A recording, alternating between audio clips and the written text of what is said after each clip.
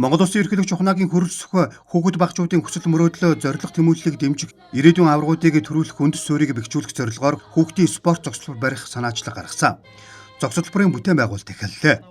Зохицолбор ашиглалтанд орсноор спортын 14 төрлийн дугуйлан хичээлээс гадна жил бүр 7,000 гаруй хүүхэд сургалтанд хамрагдан 40 гаруй мянган хүүхэд өсвөр үеийнхэн чөлөөт цагаан өнгөрөх боломж бүрдэх юм. Хүүхдийн спорт зохицолборын бэлэг тэмдэг нь үндэсний бахархалтай амьтан болсон Мазаала Баавга байх юм а.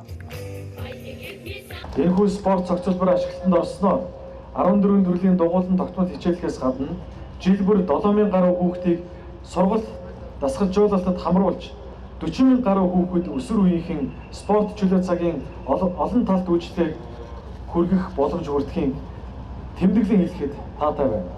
Хүүхдийн спорт зохицолборын бэлэг тэмдэг нь Монгол орны ховор нандин үндэсний бахархалтай амьтан болсон Мазаала Баавга байх болно. Нийтдээ 6 давхар барилга баригдана. 7600 орчим метр квадраттай.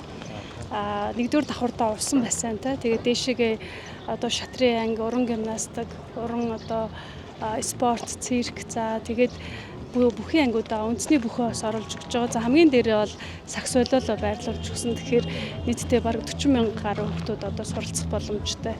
Аль болох нэг олон улсын стандартад нийцсэн барилга байшин босхын төлөө эрдэм шинжилгээний хурал хийж байгаа нэлээд олон спортын хүмүүсийг оролцуулж явсан. Манай улсыг хүүхэд бүрийн авяас чадварыг нэг хөгжүүлж үндэсний урлаг соёлын өвийг өвлөн тээгч иргэдийг бэлтгэх урлаг спортоор дамжуулан гоо зүүн боловсрол мэрэгжлийн чиг баримжаа олгох зорилгоор 1958 онд Монголын хүүхдийн ордон байгуулсан түүхтэй. Ордон жил бүр 24 төрлийн дугуйланд 4,000 гаруй хүүхдийг хамруулж хэдэн 10,000 хүүхэд багчууд соёл урлагийн үйлчилгээ үзүүлж ирсэн түүхтэй.